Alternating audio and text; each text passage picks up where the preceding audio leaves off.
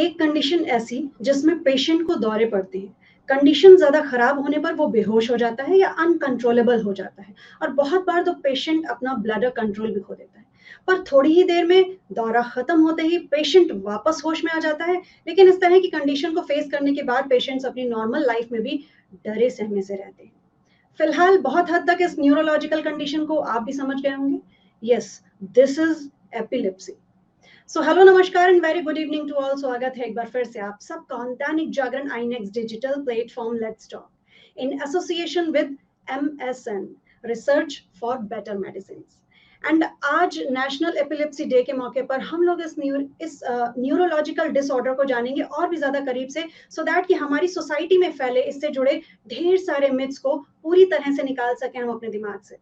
और इस चीज में हमारी हेल्प करेंगे आज वेबिनार के पैनल में शामिल हमारे रीनोन एक्सपर्ट्स। तो चलिए वेबिनार को शुरू करने से पहले हम वेलकम करते हैं अपने उन्हीं एक्सपर्ट्स का जिनमें आज हमारे बीच मौजूद हैं मेरठ के LLRM मेडिकल कॉलेज से डिपार्टमेंट ऑफ न्यूरोलॉजी के असिस्टेंट प्रोफेसर डॉक्टर अंकित गुप्ता जी।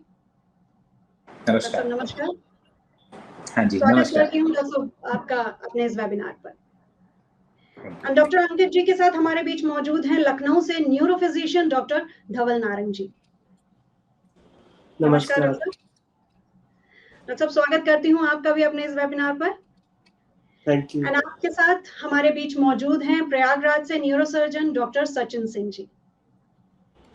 नमस्कार। नमस्कार डॉक्टर साहब, स्वागत है आपका भी बहुत बहुत हमारे इस वेबिनार पर। एंड आपके साथ हमारे बीच मौजूद हैं देहरादून के neuro physician doctor Saurabh Gupta ji. नमस्कार डॉक्टर साहब, स्वागत है आपका भी बहुत बहुत हमारे इस वेबिनार पर। एंड अपने एक्सपर्ट्स के साथ अब मैं स्वागत करूंगी अपने व्यूअर्स का भी जो हमारे इस वेबिनार के साथ आप जुड़ रहे हैं, और उनसे रिक्वेस्ट करूंगी कि आपके साथ अगर आपके पास किसी भी तरह के क्वेश्चन हो हमारे टॉपिक से रिलेटेड तो हमारे साथ शेयर करते रहिए, सो दैट कि हमारे जो एक्सपर्ट्स हैं वो आपकी क्वेरीज का, आपके क्वेश्चंस का आंसर दे सकें। और इसी के साथ चलिए स्टार्ट करते हैं अपने इस वेबिनार को और जानेंगे आज एपिलेप्सी से जुड़ी बहुत ढेर सारी चीजें। और शुरुआत करेंगे डॉक्टर सौरभ सर से। डॉक्टर साहब, हम लोग आज बात करने आए हैं, यहाँ पर इकट्ठा हुए हैं एपिलेप्सी के बारे में, जिसको लेकर बहुत ढेर सारे मिथ्स हैं सोसाइटी में, बहुत सारी बातें हैं, चर्चा है। तो सबसे पहले आपसे जानना चाहेंगे कि एपिलेप्सी आखिर क्या है और नॉर्मल लोग मेडिकल टर्म में इस डिजीज को किस तरह से समझें। बेसिकली इपिलेप्सी जो है, इपिलेप्सी हम तब कहते हैं जैसे किसी को सीजर्स आ रहे हैं। सीजर्स यानी कि हिंदी में अगर हम आम भाषा में समझे तो मिर्गी के दौरे। अगर किसी को मिर्गी के दौरे आ रहे हैं जिसमें पेशेंट का शरीर ऐंठ जाता है, गर्दन एक साइड चली जाती है, मुंह से झाग आते हैं, उसकी जीभ कट जाती है, कई बार कपड़ों में बाथरूम भी निकल जाता है पेशेंट का, तो उसको हम सीजर कहते हैं। और अगर किसी पेशेंट में ये सीजर के एपिसोड बार बार हो रहे हैं तो उस कंडीशन को हम इपिलेप्सी नाम देते हैं। तो इपिलेप्सी अगर आम भाषा में हम कहें तो यूजुअली मिर्गी के दौरे, जिसको बार बार अगर किसी को मिर्गी के दौरे आ रहे हैं उसे हम इपिलेप्सी कहते हैं। डॉक्टर साहब, क्योंकि हम लोग जब एपिलेप्सी के बारे में बात करते हैं या किसी से सुन भी लेते हैं कि इस सामने वाले पर्सन को एपिलेप्सी के दौरे पड़ते हैं, तो अचानक से दिमाग में एक सेटअप बैठा लेते हैं कि एपिलेप्सी मीन सिर्फ दौरे और इसको उस तरह के दौरे आते होंगे। लेकिन उसको बहुत ज्यादा डीपली और जो सामने पेशेंट है उसकी हालत को हम, क्योंकि बहुत ज्यादा हम लोगों को उसके बारे में फील होना हम लोग नहीं कर सकते, तो जो आम जनता के मन में होता है, आम लोगों के मन में, तो ये एक बड़ा सवाल उठता है कि क्या एपिलेप्सी का पूरी तरह से इलाज आज के टाइम में पॉसिबल है, कि क्या इसको जड़ से खत्म किया जा सकता है। जी, इपिलेप्सी बेसिकली, इपिलेप्सी या सीजर डिसऑर्डर या मिर्गी की बीमारी या मिर्गी के दौरे, ये एक ट्रीटेबल कंडीशन है। केवल कुछ कारणों को छोड़ के, कई बार अनुवांशिक कारण होते हैं या कई बार जेनेटिक कारण होते हैं या जन्म में ही ब्रेन में डैमेज हो जाता है, कई बार सेरेब्रल पैल्सी जैसे कुछ कंडीशन में ऐसा होता है कि इपिलेप्सी कंप्लीटली क्योर नहीं होती है। उसमें पेशेंट को लाइफ लॉन्ग दवाइयां खानी पड़ती हैं। कुछ इपिलेप्सी सिंड्रोम्स भी होते हैं जिसमें लाइफ लॉन्ग दवाइयां पेशेंट को लेनी होती हैं। लेकिन काफी कंडीशन इपिलेप्सी की ऐसी होती हैं जैसे दिमाग में कीड़े की गांठ होना, दिमाग की टीबी के कारण दौरे आना, हेड इंजरी के कारण दौरे आना, या कोई भी दिमाग में हेमरेज बन गया, ब्रेन में क्लॉट हो गया। तो काफी कंडीशन ऐसी हैं कि जो कि ट्रीटेबल कंडीशन होती हैं, जिनका दवाइयों को लेके उसे कंप्लीटली हम क्योर कर सकते हैं एपिलेप्सी को। तो कुछ कंडीशन एपिलेप्सी की हैं जो कि नॉन क्यूरेबल है, जिनमें लाइफ लॉन्ग दवाइयां की जरूरत पड़ती है पेशेंट को। लेकिन कुछ कंडीशन ऐसी हैं, और इसके अलावा कुछ मेटाबॉलिक डिसऑर्डर्स होते हैं, जैसे सोडियम की मात्रा कम हो जाना या ब्लड शुगर का कम या बहुत ज्यादा हो जाना, एक्यूट ब्रेन मेनिंजाइटिस, एनकेफेलाइटिस। उन कंडीशंस में काफी short term epilepsy, short term दवाइयां देके भी एपिलेप्सी को क्योर किया जा सकता है। सो डॉक्टर साहब, जैसा कि आपने बताया, तो क्या मतलब मान के चलें कि ये जेनेटिक भी हो सकती है कि अगर एक जी, किसी जेनेटिक भी कुछ कारण होते हैं, और साथ में बेसिकली हेरिडिटरी कॉजेज हो गए। इसके अलावा कुछ कॉजेज होते हैं जिसमें ब्रेन में एबनॉर्मलिटीज होती है, बाई बर्थ एबनॉर्मलिटीज होती हैं। ब्रेन का डेवलपमेंट जो होता है वो पुअर होता है, या बर्थ पे कोई अगर इंजरी हो गई बर्थ में, जैसे जब बच्चा पैदा होता है तो बच्चा देर से रोया, हाइपोक्सिया हो गया ब्रेन में, तो उस कंडीशन में भी मिर्गी के दौरे आ सकते हैं।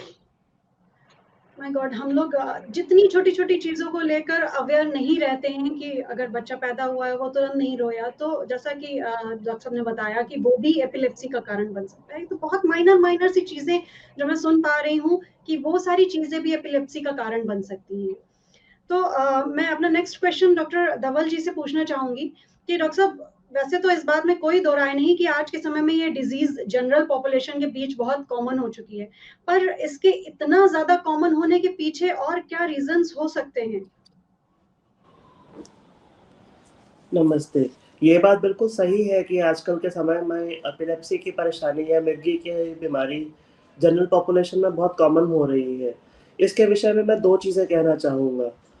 एपिलेप्सी एक ऐसी बीमारी है जो कि हमेशा से रही है, कुछ-कुछ दौरे हमेशा रहते थे। हिप्पोक्रेटिस ने इसका ज़िक्र किया है, सुश्रुत ने इनका ज़िक्र किया है और इनके इलाज का भी ज़िक्र किया है। लेकिन आजकल एपिलेप्सी हमें ज़्यादा कॉमन इसलिए दिखती है क्योंकि आजकल हम लोगों को ज़्यादा जानकारी है इस रोग के बारे में। पहले एपिलेप्सी के बारे में कई धारणाएँ थी जो कि गलत थी। कुछ लोग कहते हैं ऊपरी छाया आ जाती है, कुछ और परेशानियाँ कहते हैं कि कोई किसी ने जादू टोना कर दिया, किसी ने कुछ कर दिया। ये सब भ्रमों के कारण पहले लोग डॉक्टर के पास नहीं जाते थे। एंड जब आप डॉक्टर के पास नहीं जाएँगे तो आपको पता ही नहीं लगेगा कि आपकी बीमारी क्या है। तो इस कारण से एपिलेप्सी हमें पता नहीं लगती थी। ऑल्दो ये बात भी बिल्कुल सच है कि एपिलेप्सी के थोड़ा-सा प्रेवलेंस बढ़ा है आम जनता में। एपिलेप्सी के बढ़ने के पीछे वजह बहुत सारी है। जैसा कि डॉक्टर सौरभ ने हमें बताया कि कई कारणों से एपिलेप्सी हो सकती है। अब इनमें से कुछ कारण ऐसे हैं, जैसे दिमाग के संक्रमण से एपिलेप्सी हो सकती है। दिमाग में कीड़ा हो तो एपिलेप्सी हो सकती है, इसको न्यूरोसिस्टिक साइकोसिस कहते हैं। दिमाग में टीबी हो तो उसकी वजह से एपिलेप्सी हो सकती है। इन संचारी रोगों के बढ़ने की वजह से एपिलेप्सी की प्रेवलेंस आजकल बढ़ रही है। दूसरी चीज़ ये है कि आजकल एक्सीडेंट्स बहुत कॉमन हो गए हैं। पहले मोटर व्हीकल नहीं होती थी, हमारे पुरखों के ज़माने में तब गाड़ियाँ नहीं होती थी। अभी बिकॉज़ एक्सीडेंट्स इतने ज़्यादा बढ़ रहे हैं, दिमाग की चोटें बहुत ज़्यादा बढ़ रही हैं एंड दिमाग की गहरी चोट लगने की वजह से एपिलेप्सी का रोग हो सकता है। उस कारण से भी आम जनता में एपिलेप्सी का होना थोड़ा-सा बढ़ गया है पहले से। डॉक्टर साहब, अभी हम लोग मैडम, जैसा कि डॉक्टर बिल्कुल। धवल जी से डिस्कस कर रहे थे कि उन्होंने बताया कि इस तरह के रीजंस हो सकते हैं एपिलेप्सी के बारे में, और जब पहले के समय में लोग नहीं जानते थे तो उसको नहीं मालूम कर पाते थे, लेकिन अब जानते हैं तो उसको नजरअंदाज नहीं कर सकते। तो क्या जानते हुए भी अगर हम एपिलेप्सी के दौरों को लंबे समय तक इग्नोर कर रहे हैं तो क्या संभावना है कि वो और डेंजर स्टेज में चली जाए? बिल्कुल, ये बहुत एक अच्छा क्वेश्चन है। बिल्कुल, ये जानना बहुत ज़रूरी है कि जब भी आपको लगे, किसी भी को भी पता लगे कि उसको झटका आता है, उसके घर वालों का पहला काम ये होना चाहिए और स्वयं उसका काम ये होना चाहिए कि जल्दी से जल्दी डॉक्टर से मिले, ताकि पता लग पाए कि झटके का कारण क्या है। ये उसी तरह से बात है जैसे कि किसी को मान लीजिए बुखार हुआ। जी। अब बुखार के कारण बहुत सारे हो सकते हैं, जैसे डेंगू हो सकता है, मलेरिया हो सकता है, टाइफाइड हो सकता है, पेशाब में इन्फेक्शन हो सकता है, छाती में इन्फेक्शन हो सकता है। तो जब तक पता नहीं चले कि झटका आया क्यों है या बुखार का कारण क्या है किसी मरीज़ में, तब तक वो पूरी तरह से ट्रीट हो ही नहीं सकता। तो यही हमारा काम है, ये जानना कि किसी भी मरीज़ को झटका आया क्यों है। और मान लीजिए किसी को दिमाग का टीबी है, उसको पहली बार झटका आया, हो सकता है अगली बार वो बेहोश ही हो जाए, हो सकता है कि उस टाइम पे वो बाइक या स्कूटर चला रहा हो और एकदम से झटका आके वो गिर जाए। तो बहुत ज़्यादा उसको नुकसान हो सकता है, उसके साथ-साथ आस-पास जो लोग हैं उनको भी नुकसान पहुँचाया हो सकता है। तो इसलिए जल्दी से जल्दी डॉक्टर के पास तो आपको जाना ही जाना है, और जितनी जल्दी वो ताकि उसका सही डायग्नोज तरीके से इलाज हो पाए। सो डॉक्टर साहब अब जब बात चल रही है इसको डायग्नोज करने की, तो फिर आपसे पूछना चाहूँगी कि एपिलेप्सी को डायग्नोज करने का सबसे सही और बेस्ट तरीका क्या हो सकता है? देखिए, ये डिपेंड करता है कि एपिलेप्सी के पहले तो कारण डायग्नोज़ करना तो ये हो गया कि किसी को एक बार झटका आया तो हमें पता लगा हाँ जी, इसको दौरे की शिकायत आगे भी हो सकती है। अब जी, जानना ये है क्या कितने चांसेस हैं इसको दोबारा दोहरा होने के। कुछ कारण होते हैं जो बिल्कुल तभी की तभी करेक्ट हो सकते हैं। पहली चीज़ ब्लड इन्वेस्टिगेशन, क्या पता सोडियम की कमी हुई हो, क्या पता किसी मरीज़ को जो शुगर के मरीज़ हैं उनमें सिर्फ़ शुगर की कमी की वजह से झटका आ गया हो, क्या पता जी, शुगर ज़्यादा होने की वजह से झटका आ गया हो। क्या पता उसको किसी और बुखार की वजह से झटका आ गया हो, जैसे कि दिमागी बुखार होता है मेनिंजाइटिस, तो उसकी वजह से झटका आ गया हो। उसके लिए एक जाँच होती है लंबर पंक्चर, जो कि रीढ़ की हड्डी का पानी निकाला जाता है, उसमें पता चलता है मेनिंजाइटिस। दूसरा हो सकता है कोई किसी का एक्सीडेंट हुआ हो तो दिमाग में खून बह गया हो, जिसके लिए हमें सीटी स्कैन करवाने से पता चल सकता है कि दिमाग में खून बह गया है, तो ये कारण हो सकता है झटके का। कुछ वो कारण होते हैं जैसे ईईजी करवाना पड़ता है हमें, ईईजी होता है जी, इलेक्ट्रोएन्केफेलोग्राम। जो कि एक मशीन से किया जाता है जिसपे कि दिमाग पे छोटी-छोटी लीड लगाई जाती है। जैसे कि दिल के लिए ईसीजी किया जाता है, ऐसे लिए जी, दिमाग के लिए ईईजी होता है। उससे अच्छा, हमें बहुत सारे कारण पता लगते हैं, जिसमें से कि जेनेटिक एपिलेप्सी के बारे में हमें पता लगता है ज़्यादातर ईईजी के माध्यम से। ओके, और फिर एमआरआई ब्रेन करवाया जा सकता है, जिसमें कि हमें ये पता लग सकता है कि किस झटकों का कारण क्या है। जैसे कि न्यूरोसिस्टिक सर्कोसिस की अभी बात चली थी कि दिमाग का कीड़ा या फिर दिमाग का टीबी या फिर जी, कोई ट्यूमर हो दिमाग में, तो ये हमें एमआरआई के माध्यम से पता लग सकता है। तो बहुत सारी जाँचें हैं आजकल जो कि करवाई जा सकती हैं। बच्चों में अलग कारण होते हैं, छोटे बच्चों में और अलग कारण हो सकते हैं, बड़ों में अलग कारण हो सकते हैं। तो यही अलग-अलग जाँचों के माध्यम से हम पता लगा सकते हैं कि किसमें क्या कारण है और किसका इलाज कितना लंबा चलेगा, क्या कुछ ठीक हो सकता है या नहीं हो सकता, कंट्रोल हो सकता है। कंट्रोल तो हर कोई हो सकता है, बस ये बिल्कुल। डिपेंड करता है कि किस कितनी दवाई होगी। Okay, thank you so much doctor साहब एंड जितने भी व्यूअर्स हमारे इस वेबिनार के साथ जुड़ रहे हैं उनके लिए ये जितनी भी जानकारियाँ हमारे एक्सपर्ट्स हमारे साथ शेयर कर रहे हैं, वो बहुत इम्पोर्टेंट है कि ये जितनी जाँचें डॉक्टर साहब ने अभी बताई, डॉक्टर अंकित जी ने बताई, वो उन जाँचों के थ्रू हम ये मालूम कर सकते हैं कि ये एपिलेप्सी के जो झटके हैं, जो दौरे हैं, वो किस वजह से आ रहे हैं। तो उनको और ज़्यादा ना बढ़ने दें, उनको उसी जगह पे अगर हमें उसका इलाज मिल जाए तो हमारे लिए बेहतर होगा। और इसके लिए हमारे एक्सपर्ट्स और आपके डॉक्टर्स, आपके फिजिशियंस आपके साथ हैं। तो किसी भी तरह की ऐसी कोई स्टेज शुरू शुरू हो, उससे पहले ही हम अपने अगर डॉक्टर से इसको लेकर कंसल्ट कर लें, तो ये हम सभी के लिए बेहतर होगा। चलिए अपना नेक्स्ट क्वेश्चन पूछती हूँ डॉक्टर सचिन जी से। डॉक्टर साहब अभी हम लोग एपिलेप्सी के रीज़न कारण और एपिलेप्सी के जाँचों के बारे में बात कर चुके हैं। बट अब एपिलेप्सी की सर्जरी के बारे में बहुत कुछ अभी इधर में सुनने को मिला है। तो क्या एपिलेप्सी सर्जरी का इसके क्योर में क्या रोल है? आपसे जानना चाहेंगे। देखिए एपिलेप्सी का मुख्य इलाज तो दवाइयाँ ही होती हैं। जी, ज़्यादातर मरीज़ दवाइयों से ही ठीक होते हैं और आजकल जैसे जिस हिसाब से फार्मास्यूटिकल इंडस्ट्री ग्रो कर रही है, पुरानी दवाइयाँ और नई दवाइयाँ मिला के ज़्यादातर 70 टू 80% केसेस तो बेटर कंट्रोल होते हैं एंटी एपिलेप्टिक मेडिकेशन से ही। पर कुछ टाइप की एपिलेप्सीज़ होती हैं जो मेडिसिन से कंट्रोल नहीं होती हैं, उनके लिए सर्जिकल ऑप्शंस अवेलेबल होते हैं। पर सर्जिकल ऑप्शंस में ये देखना होता है कि क्या जितना कंट्रोल मेडिकेशन से हो रहा है, जी, उससे बेहतर कंट्रोल हो सकता है विदाउट सिग्निफिकेंट कॉम्प्लिकेशन और उसके अलावा ये देखना होता है कि क्या एक मरीज़ अच्छी लाइफ़ जी सकता है विद सर्जरी, तो ही सर्जरी के लिए जाते हैं लोग और आजकल चूँकि न्यूरो फिजिशियन और साइकियाट्रिस्ट के साथ मिल करके और फिजियोलॉजिस्ट के साथ मिल करके अगर ये लोग डिसाइड करते हैं क्योंकि डिसाइड इन्हीं को करना होता है कि कोई पेशेंट सर्जरी के लिए रेफ़र करना है या नहीं, तो इनकी प्लानिंग के हिसाब से ही सर्जन सर्जरी करता है। तो लेकिन स्कोप आजकल बढ़ा है एपिलेप्सी सर्जरी का। जी। ओके। तो सर मतलब अब क्योंकि सर्जरी का स्कोप जैसा कि आप बता रहे हैं बढ़ा है, तो क्या हम ये मान के चल सकते हैं कि अगर सर्जरी सजेस्ट की जाती है, तो उसका पॉज़िटिव असर मिलता है, सर्जरी के साथ हम एपिलेप्सी को जड़ से खत्म कर सकते हैं? देखिए कई तरह की एपिलेप्सीज़ होती हैं जो सर्जरी से ठीक हो सकती हैं।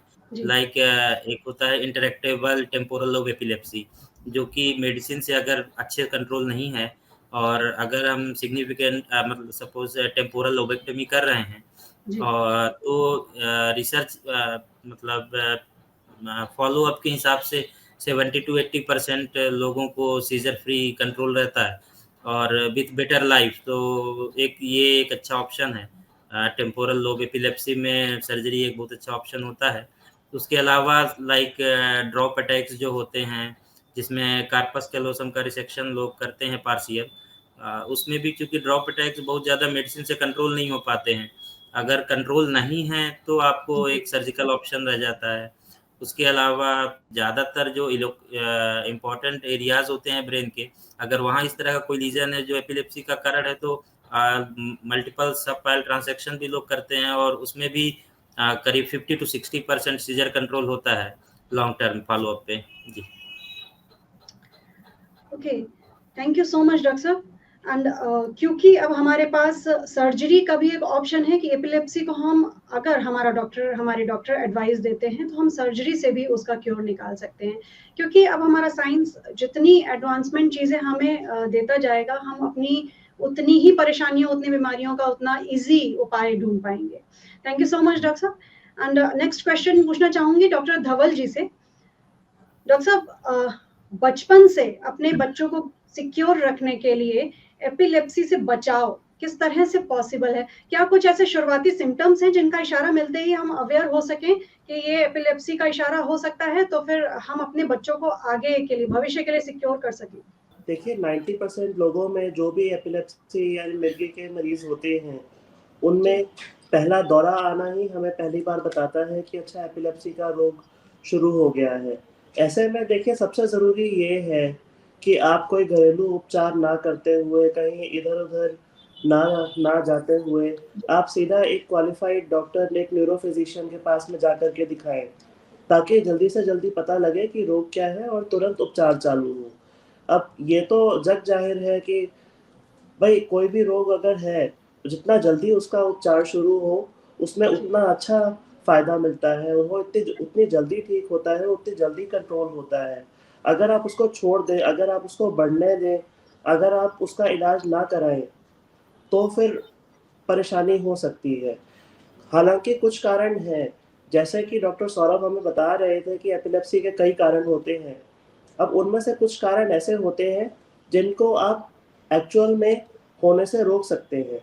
जैसे कि दिमाग में कई तरीके का संक्रमण यानी कि इन्फेक्शन हो सकता है, जैसे दिमाग में कीड़ा हो सकता है, जैसे दिमाग का ट्यूबरकुलोसिस हो सकता है। इन बीमारियों से बचने के लिए आप अपने साफ-सुथरेपन का ध्यान रखें, आप साफ-सफाई रखें, आप खाना अच्छे से पका कर के खाएँ, कच्ची चीज़ें ना खाएँ, आप अपने हाथ हमेशा धोएँ, आप मास्क का उपयोग करें पब्लिक में। आप जितना प्रिकॉशन लेंगे इन्फेक्शन के खिलाफ, आप उतना सुरक्षित रहेंगे। बच्चों में इन इन्फेक्शन यानी कि एपिलेप्सी को रोकने का एक प्रमुख तरीका है कि आप अपने बच्चे का वैक्सीनेशन सही समय पर कराएँ। उनको सही समय पर टीके लगवाएँ, ताकि उन्हें आगे चल कर के ये संचारी रोग ज़्यादा से ज़्यादा ना हो। एडल्ट्स में मिर्गी होने का, जैसा कि मैं कह रहा था, एक बहुत बड़ा कारण होता है एक्सीडेंट। स्पेशली जो रोड में आप चलते हैं, आप स्कूटर पे चल रहे हैं, आप गाड़ी में चल रहे हैं, आपका अगर एक्सीडेंट हो जाता है, आपके दिमाग तक चोट पहुँचती है, तो आपको मिर्गी होने का बहुत ज़्यादा खतरा रहता है। ऐसे में आप प्रिकॉशन ये ले सकते हैं कि आप हमेशा अपनी गाड़ी आप अपना स्पीड लिमिट में चलाएँ, अपने गाड़ी के सीट बेल्ट हमेशा लगा कर के रखें। अगर आप दोपहिया वाहन पर चल रहे हैं, तो आप हेलमेट हमेशा पहन कर के जाएँ, ताकि आपके सर पर चोट ना लगे। इन चीज़ों को, इन प्रिकॉशंस को फ़ॉलो करने से और कहीं ना सही तो कम से कम 60 से 70% एपिलेप्सी के केसेस आप कम कर सकते हैं। सो डॉक्टर साहब, क्योंकि अगर हम लोग बात कर रहे हैं बच्चों की, तो एक सवाल दिमाग में और आता है कि क्या न्यूबॉर्न बेबीज को भी एपिलेप्सी के दौरे पड़ सकते हैं? और अगर ऐसा है तो किस तरह से उनको पहचाना जाए, उनकी हरकत को किस तरह से पहचाना जाएगा डॉक्टर साहब? बिल्कुल, नवजात शिशुओं में भी मिर्गी के दौरे पड़ सकते हैं। कई कारण हो सकते हैं, आनुवांशिक कारण हो सकते हैं, बच्चे का मस्तिष्क सही से बना नहीं है, या फिर किसी कारण से जन्म के समय बच्चे के मस्तिष्क तक सही मात्रा में ऑक्सीजन नहीं पहुँची, और ब्रेन में डैमेज हो गई, या फिर दिमाग में अगर कोई इन्फेक्शन यानी कि संक्रमण हो गया, उन कारणों से नवजात शिशुओं में या बहुत छोटी उम्र में बच्चों को मिर्गी के दौरे चालू हो सकते हैं। ये बात बिल्कुल सही है कि इतने छोटे बच्चों में मिर्गी के दौरे पहचानना थोड़ा-सा मुश्किल होता है। कई बार बस इतनी सी चीज़ होती है, एक छोटा-सा झटका होता है। लेकिन हमने अक्सर ये देखा है कि बच्चे के माँ-बाप तुरंत समझ जाते हैं कि ये बच्चा ठीक से नहीं कर रहा है, ठीक से खा-पी नहीं रहा है, ठीक से उठ नहीं रहा है, दूध नहीं पी रहा है, या फिर इसको ये बार-बार झटका दे रहा है। ज़रूरी चीज़ ये है कि जैसे ही आपको ये लगे कि भाई ये बच्चा नॉर्मल बिहेव नहीं कर रहा है, कुछ समस्या लग रही है, तो आप तुरंत डॉक्टर के पास में जाएँ। डॉक्टर स्पेशली एक न्यूरोलॉजिस्ट इन चीज़ों को देखकर ही बता देंगे आपको कि एपिलेप्सी हो सकती है। जी। और अगर ज़रा-सा भी डाउट है कि एपिलेप्सी हो सकती है, तुरंत इलाज करने से इसमें बहुत फ़ायदा पहुँच सकता है। इसमें मैं एक चीज़ और कहना चाहूँगा कि बच्चों के साथ में एपिलेप्सी में एक और परेशानी होती है कि बच्चों का मस्तिष्क जो होता है वो बढ़ता हुआ होता है। बच्चे नई-नई चीज़ें सीखते हैं, बढ़ते हैं, स्कूल में पढ़ते हैं, खेलों में जाते हैं, कुछ-कुछ नई-नई चीज़ें करते हैं। इसको जैसे बच्चे की डेवलपमेंट ये होती है, लेकिन अगर बच्चे को एपिलेप्सी के अटैक बार-बार आएँ, तो बच्चे की डेवलपमेंट बहुत ही ज़्यादा रुक सकती है, बच्चा बाकी बच्चों से पिछड़ सकता है। जी, मैं वही डॉक्टर साहब मेरे दिमाग में वही एक सवाल आ रहा था कि अगर कोई स्कूल गोइंग बच्चा है और उसके साथ ऐसी प्रॉब्लम है, तो स्कूल में भी जैसे पेरेंट्स तो साथ में नहीं होंगे, तो उसके साथ दौरों को लेकर किस तरह से अवेयर रहा जाए कि कहीं किसी सिचुएशन में उसको इस तरह के झटके या इस तरह के दौरे ना पड़े? दौरे रोकने का सबसे कारगर तरीका ये है कि आपको जो दवाई दी गई है, दौरे की जो इलाज दिया गया है, वो समय पर लिया जाए। कभी दवाई मिस ना की जाए। बहुत सारे दौरे हम देखते हैं, जो कि समय पर दवा ना लेने की वजह से उनको आ जाते हैं। दूसरी चीज़ ये है कि स्कूल के बच्चों में और स्कूल के बाकी लोगों में, टीचर्स में, सब लोगों में एपिलेप्सी की जानकारी होनी चाहिए। सब लोगों को इसके बारे में पता होना चाहिए। एपिलेप्सी एक रोग है। लोग ये चीज़ अक्सर नहीं समझ पाते। उनको लगता है कि बच्चे को झटके आ गए, पता नहीं क्या परेशानी हो रही है। सब लोग उनसे दूर भाग जाते हैं।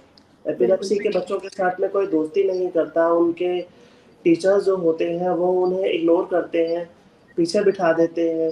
हमने ऐसे भी कई केसेस देखे हैं जिनके कारण स्कूल के टीचर्स ने बच्चों के पेरेंट्स को मना कर दिया कि आप बच्चे को स्कूल मत भेजिए, इसको दौरे पड़ते हैं।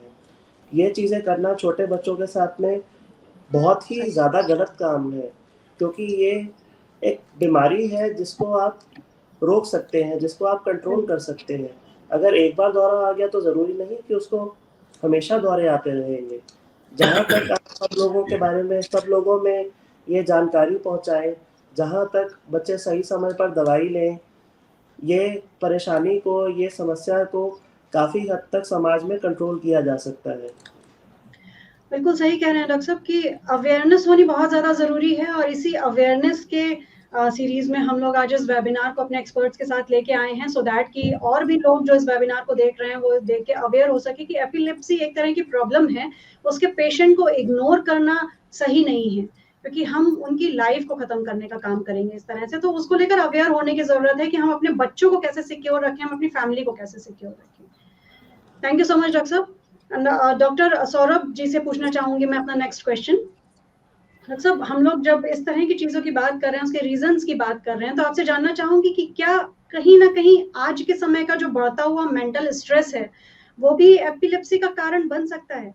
बेसिकली मेंटल स्ट्रेस जो है डायरेक्टली तो सीजर प्रोड्यूस नहीं करता, बट अगर कोई पेशेंट है उसको एपिलेप्सी है या उसको सीजर डिसऑर्डर है, तो अगर स्ट्रेस बहुत ज्यादा है और उसकी नींद जो है वो काफी डिस्टर्ब है, तो अगर स्लीप डिप्राइव्ड है, किसी को एडिक्वेट स्लीप नहीं ले रहा है कोई पेशेंट और स्ट्रेसफुल लाइफ जी रहा है, तो उस कंडीशन में जो फ्रीक्वेंसी ऑफ सीजर्स है वो बढ़ जाती है कि डिस्पाइट वो प्रॉपर मेडिकेशन ले रहा है, रेगुलर डॉक्टर्स के फॉलोअप में है, तो अगर मेंटल स्ट्रेस बहुत ज्यादा है और उसको स्लीप एडिक्वेट नहीं वो ले पा रहा है, तो उन कंडीशन में जो उसके सीजर्स हैं या उसकी इपिलेप्सी है वो अनकंट्रोल्ड हो सकती है और उसका डे टू डे लाइफ भी उससे अफेक्ट होगा।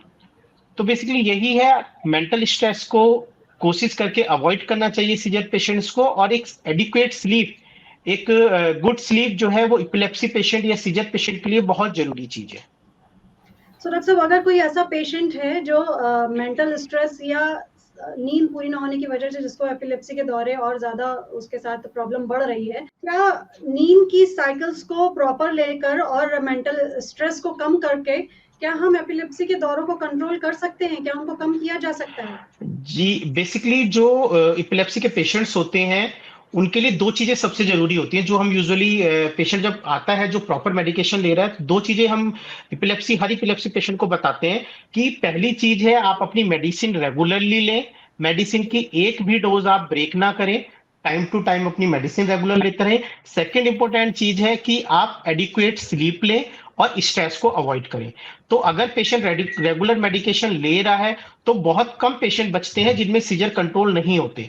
मैक्सिमम पेशेंट में अगर एडिक्वेट डोज ऑफ मेडिसिन और वो अपनी रेगुलर मेडिसिन ले रहा है, साथ में वो अपनी एडिक्वेट स्लीप ले रहा है और मेंटल स्ट्रेस उसे नहीं है, तो उन कंडीशन में सीजर अच्छे कंट्रोल होते हैं।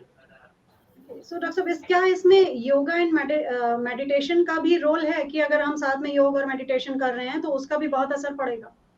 जी, अगर हेल्दी लाइफ पेशेंट जी रहा है, हेल्दी फूड ले रहा है, जैसे डॉक्टर साहब ने काफी बातें करी कि प्रिवेंट कर सकते हैं हम अगर हेल्दी फूड ले रहे हैं, हम साफ सुथरा फूड ले रहे हैं, अच्छा पका के फूड ले रहे हैं, और अगर आप योगा एक्सरसाइज कर रहे हैं तो आपका मेंटल स्ट्रेस लेवल कम होगा और आपकी स्लीप भी अच्छी होगी। अगर आप योगा मेडिटेशन कर रहे हैं, एक हेल्दी लाइफ ले रहे हैं, तो उस कंडीशन में जो रिकरेंट जिनकी सीजर कंट्रोल है तो उनको ब्रेक थ्रू सीजर आने के या उसके बाद सीजर आने के चांसेस जो हैं वो कम हो जाते हैं। अगर वो अपनी रेगुलर मेडिकेशन ले रहे हैं, साथ में एक्सरसाइज योगा वगैरह कर रहे हैं, तो उनके एपिसोड्स कम हो सकते हैं। जी, एंड क्या डॉक्टर साहब, क्या ये वही स्टेज होती है कि इतना सब करने के बाद भी अगर एपिलेप्सी के दौरे कंट्रोल में ना हो तो फिर फाइनल जो हमारे पास आखिरी इलाज बचता है वो सिजेरियन का बचता है, ऑपरेशन का बचता है, सर्जरी का बचता है, कि फिर फाइनली सर्जरी ही एकमात्र उपाय है? नहीं, बेसिकली सर्जरी जो है वो कुछ ही इपिलेप्सी में ये कारगर है अभी तक।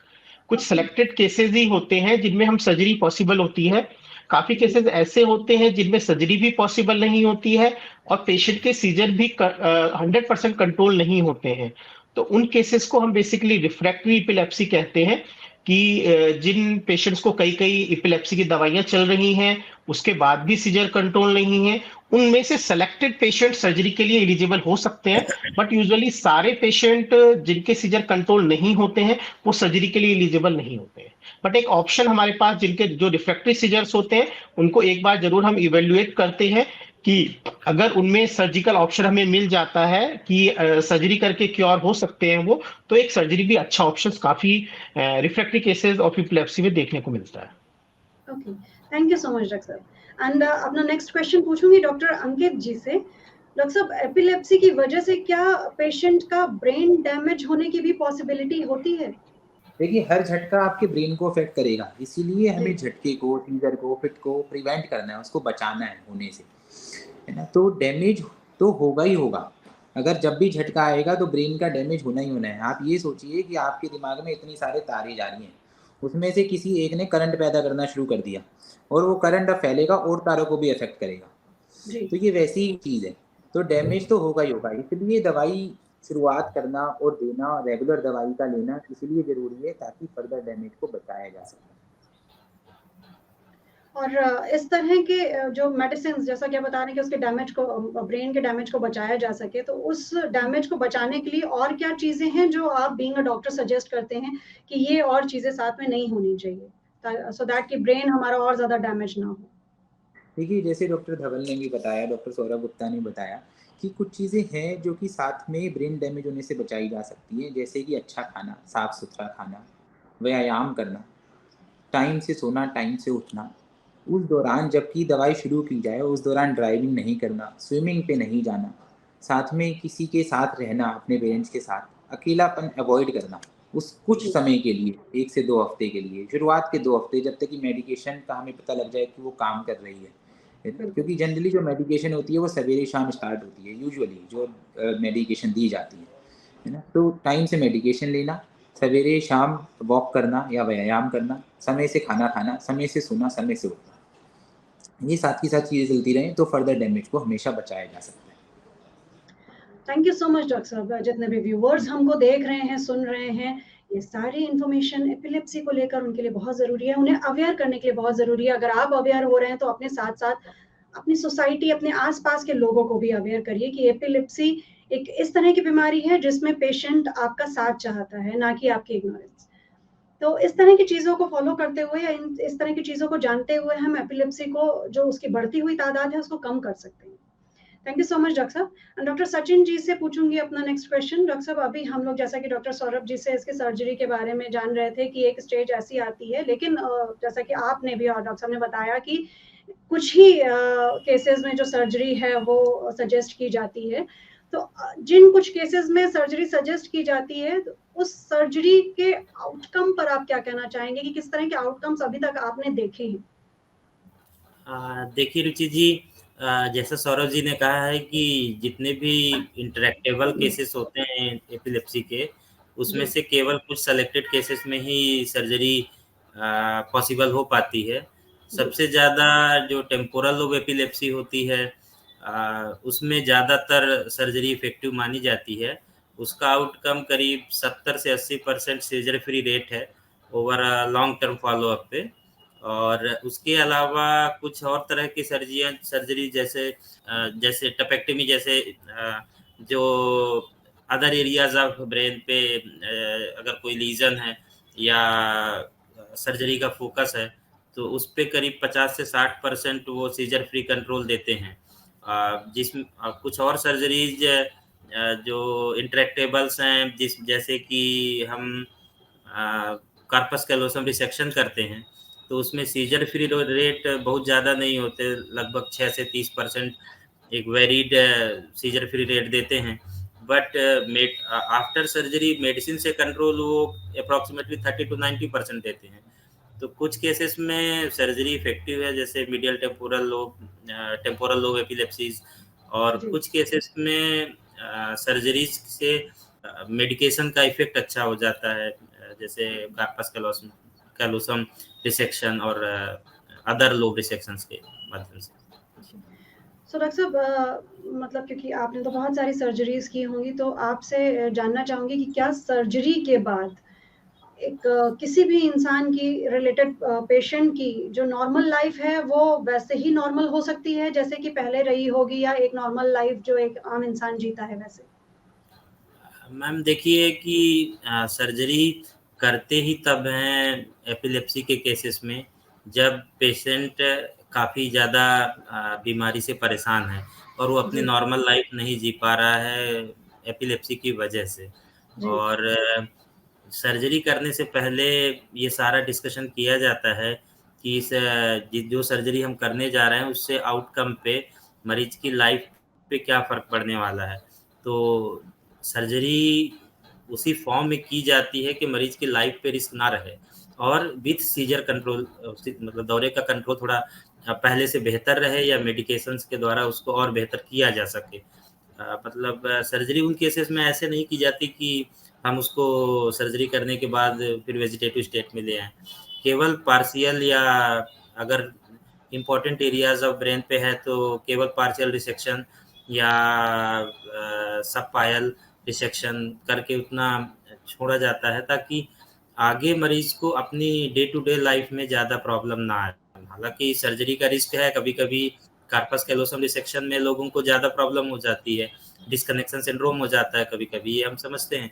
बट अदरवाइज़ इतना प्लान करके किया जाता है कि सर्जरी के बाद कोई एक्स्ट्रा रिस्क ना आए। मतलब बेनिफिट हो सकता है कम हो, बट रिस्क यूजुअली सर्जरी का नहीं होता। जी ma'am. Thank you so much doctor साहब। एंड अब डॉक्टर धवल जी से अपना नेक्स्ट क्वेश्चन पूछना चाहूंगी कि डॉक्टर साहब, अभी तक हम लोगों ने एपिलेप्सी के बारे में बहुत सारी चीज़ें जानी हैं, इसके ट्रीटमेंट को लेकर भी अभी बहुत सारी चीज़ें, इवन सर्जरी के बारे में भी जाना है। तो अब इसके ट्रीटमेंट के बारे में ही हमें थोड़ा डिस्क्रिप्शन के साथ बताएं, साथ ही ये भी बताएं कि मेडिकल फैसिलिटीज में इस समय इतना बूम आने के बाद क्या ट्रीटमेंट ऑप्शंस भी और ज़्यादा इफेक्टिव और अफोर्डेबल एंड कन्वीनियंट हुए हैं कि आम इंसान जो पहले के समय में अफोर्ड नहीं कर पाता था, क्या अब वो अफोर्ड कर सकता है कि इसके ट्रीटमेंट को और सही हो सकने की एक उम्मीद बांध सकता है? देखिए, एपिलेप्सी का ट्रीटमेंट भी बाकी चीज़ों की तरह हमारे साइंस एंड टेक्नोलॉजी के साथ में बहुत आगे बढ़ चुका है। हर महीने, हर साल हम सुनते हैं कि कोई नई दवाई आ गई है। हर बीमारी के लिए, हर अलग-अलग तरीके की एपिलेप्सी के लिए अलग-अलग दवाइयाँ शुरू हो गई हैं। सर्जरी शुरू हो गई हैं। ये सर्जरीज़ के बारे में पहले कोई जानता नहीं था कि एपिलेप्सी के लिए एपिलेप्सी भी सर्जरी से ठीक हो सकती है। लेकिन अभी हमारा मेडिकल साइंस इतना आगे पहुंच चुका है कि एपिलेप्सी के मोर देन 90% या इवन मैं कहूँगा 95% से ज़्यादा लोगों को ऑलमोस्ट हम नॉर्मल जीवन तक पहुंचा सकते हैं, जिससे उनका एपिलेप्सी का उनके जीवन पर या तो बिल्कुल भी असर ना पड़े या फिर अगर असर पड़ता भी है तो इतना कम पड़े कि मतलब उनको महसूस ही ना रहे कि उनको एपिलेप्सी है। सच बताते हैं आपको, हमारे कई मरीज़ ऐसे हैं, एक्चुअली एपिलेप्सी की दवाई बहुत लंबी चलती है, तो कुछ मरीज़ ऐसे भी हमारे होते हैं, जो कि दवाई खाते-खाते भूल जाते हैं कि उनको आखिरी दौरा पड़ा कब था। कई लोग बता भी नहीं पाते कि भाई हमें 2 साल पहले दौरा पड़ा था, हमें 3 साल पहले दौरा पड़ा था। कई लोग तो ऐसे कहते हैं, डॉक्टर साहब बहुत समय हो गया दौरा पड़े हुए, अब दवाई बंद कर दो। तो आप एपिलेप्सी से घबराएं नहीं। एपिलेप्सी भी बाकी रोगों की तरह एक रोग है जिसके इलाज के लिए हमारे पास में बहुत सब दवाइयाँ, बहुत सब तरीके हैं। अगर एक चीज़ से ना फ़ायदा हुआ, हम दूसरी चीज़ दे सकते हैं, हम कई चीज़ें दे सकते हैं, और कुछ भी ना हुआ तो हम सर्जरी करवा सकते हैं। अलग-अलग तरीके की सर्जरी होती है, जो कि अलग-अलग चीज़ों में फ़ायदा कर सकती है। और इन इलाज के तरीकों से हम एपिलेप्सी के लगभग हर मरीज़ को इतना फ़ायदा पहुँचा सकते हैं कि वो लगभग नॉर्मल जीवन जी पाए। जी। डॉक्टर साहब, एक चीज़ और आती है दिमाग में कि जैसा आपने बताया कि कई पेशेंट ऐसे हैं जो मेडिसिन लेते-लेते भूल जाते हैं कि उनको कितने साल पहले दौरा आया था। तो क्या फिर कोई ऐसी स्टेज नहीं आ सकती जहाँ पर मेडिसिन्स बंद करनी पड़ें? क्योंकि मेडिसिन्स फिर अगर एपिलेप्सी के दौरे पड़ रहे हैं तो क्या वो ताउम्र चलेगी मेडिसिन? देखिए, ये एक भ्रम है कि एपिलेप्सी में अगर आपकी दवा चालू हो गई तो आपको आजीवन लेनी पड़ेगी। ऐसा जी। बिल्कुल भी नहीं है। कुछ कारण ऐसे एपिलेप्सी के ज़रूर होते हैं जिसमें आपको बहुत ही लंबे समय या आजीवन दवाई लेनी पड़ती है। जैसे आनुवंशिक कारण होते हैं। अब वो तो जन्मजात है, आप कुछ कर नहीं सकते उसके लिए। लेकिन बहुत से कारण ऐसे होते हैं जिसमें हम 2 साल या मैक्सिमम 3 साल दवाई चला कर के बंद कर देते हैं। इवन मैं कहना चाहूँगा कि स्पेशली हमारे भारत में लगभग 60 से 70% जो हमारे पास में मरीज़ आते हैं, वो 3 साल दवा खा कर के दवा धीरे-धीरे बंद करने में सक्षम होते हैं।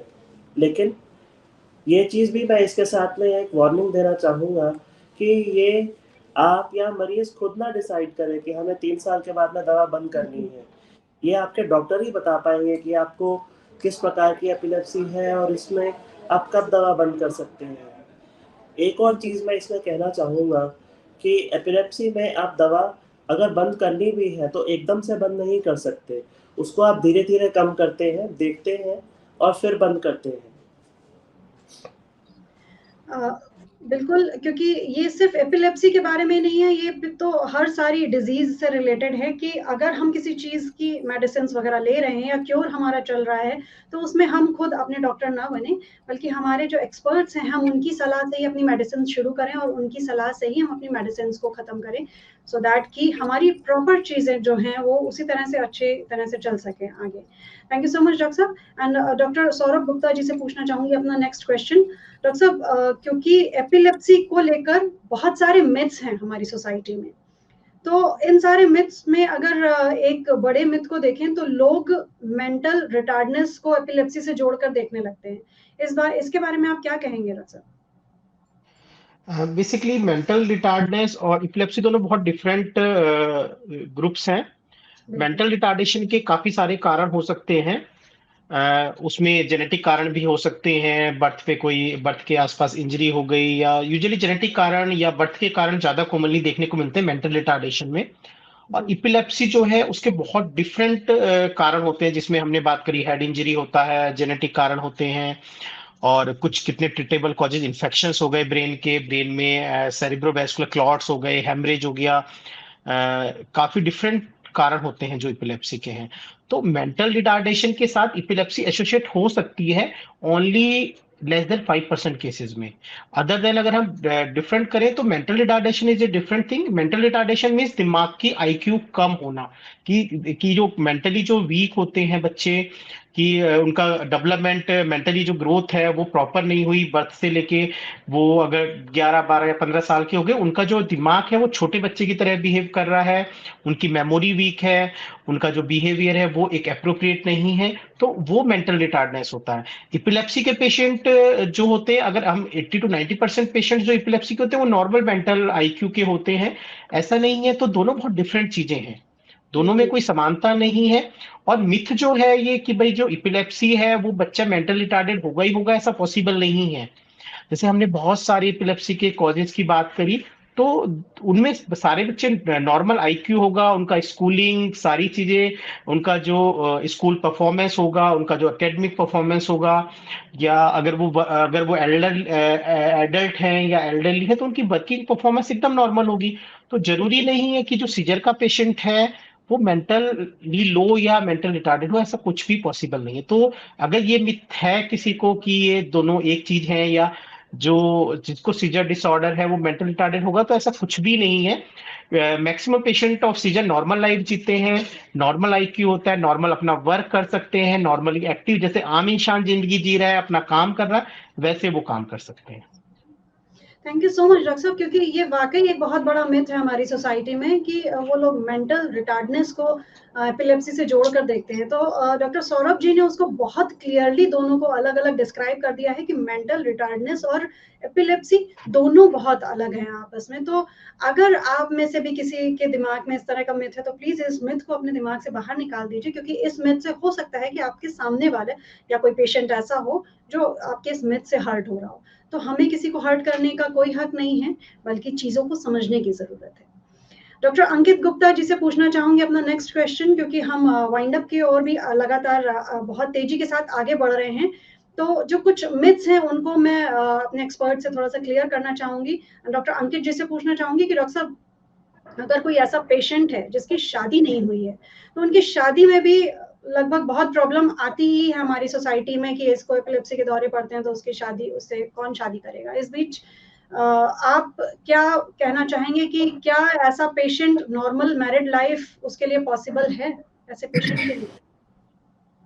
देखिए मैडम, ये बहुत ही सही क्वेश्चन है कि आपने जो ये उठाया कि क्या एपिलेप्सी के मरीज के लिए शादी करना है, नहीं करना है, उसको बच्चे करने हैं, नहीं करने हैं। देखिए बात ये है कि मरीज तो सही है वो, इसका मतलब ये है कि दिक्कत हमारी सोसाइटी में है, जो हम उस मरीज से भेदभाव कर रहे हैं। तो हमें सोसाइटी में इतनी जागरूकता फैलानी है कि उस मरीज में भेदभाव ना हो। देखिए उसको सिर्फ एपिलेप्सी तो आता है, जरूरी नहीं है कि वो एपिलेप्सी भी हो सकता है ज़िंदगी में उसको एक ही बार झटका आया हो, है ना, उसको हम एपिलेप्सी नहीं कहते। हो सकता है उसका ऐसा कॉज हो जो कि ठीक हो सकता हो, जैसे कि किसी को दिमाग का टीबी हो, किसी के दिमाग में कीड़ा हो, क्या पता सोडियम की कमी की वजह से हुआ हो, क्या पता ग्लूकोज की कमी की वजह से हुआ हो, जो चीज़ बिल्कुल ठीक हो सकती है। बट हमारा परिवार, हमारा समाज उसको ऐसे देखता है जैसे कि पता नहीं ये बहुत क्या हो गया, इसको कौन सा ऊपरी आ गया, क्या हो गया ये चीज़, है ना। तो ये जो जितनी भी भ्रांतियाँ हैं ये हमें हटानी चाहिए समाज से। हमें लोगों को इतना जागरूक बनाना है कि ऐसी चीज़ें तो हो ना। लोग छुपाते हैं शादी से पहले कि हाँ जी उनको झटका आता है या फिर उनको फिट आता है ना, और शादी के बाद मान लीजिए वो अपनी दवाई लेना बंद कर देती हैं।